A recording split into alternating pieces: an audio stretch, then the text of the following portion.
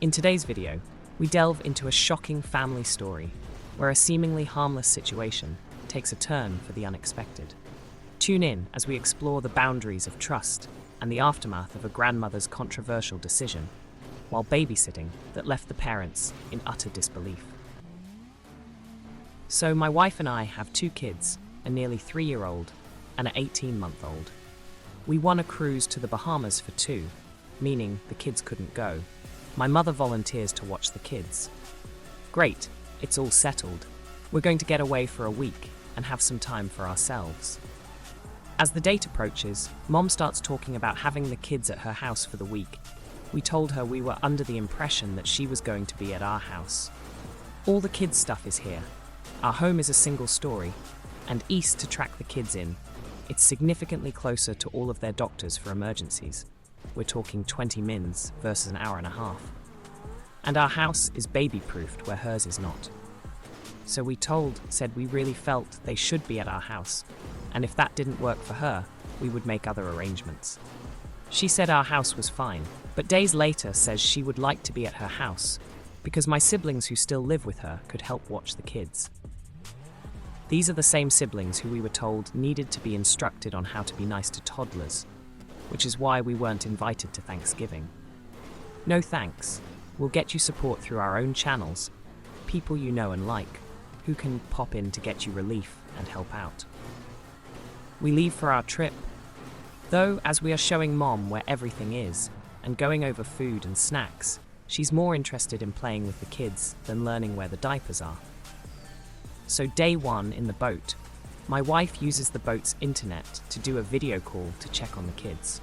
All seems fine, but my mother tells her not to call again for the rest of the trip because it may upset the children.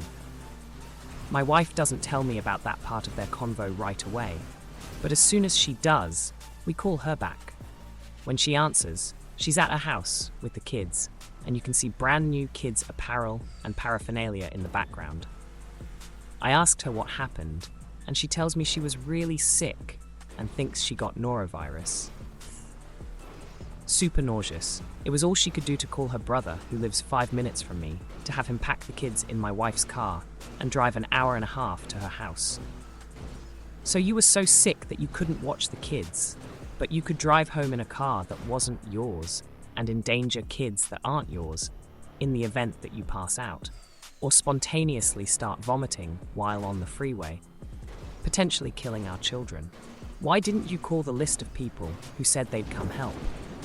They had set aside parts of their weeks to come out and support with their time and money. Do they even know the kids aren't home? Do you know one person is staying in a hotel to be 10 minutes from you in case of emergency? Now they're an hour and a half from home and none the wiser for what's happening. The first thing she says is she really was sick. I never accused her of not being sick. I doubted it, but I never said it. Then she tells me how dare I judge her for her decisions, and she doesn't have to justify herself to me, and that she doesn't have to watch my kids. I told her to pack my kids up in the car and take them home. Someone else was going to watch them. When she dropped the kids off, she was nasty to their new caretakers and sulked.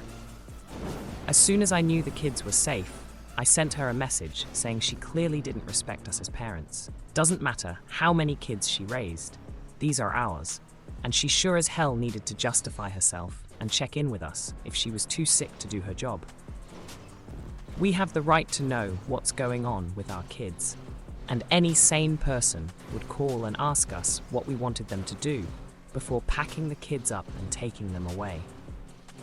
If the roles were reversed, she would have absolutely lost her mind, and I know because I've seen it, and that she didn't need to see the kids again if she was going to go that far out of her way to undermine us, and then act like a spoiled child to family and friends when she gets caught. Then next day, she replied to the message saying she didn't realize she did anything that was that far out of expected parameters, yeah, her words, and that she recognized that parents had their own rules and she would have to learn ours. Never did anything resembling sorry come across in that message or any other. We blocked her on social media and haven't spoken to her since. And with that final twist in the tale, we've come to the end of today's story. Remember to stay tuned for more captivating stories, hit that like button if you enjoyed the video, and don't forget to subscribe for more content. See you in the next one.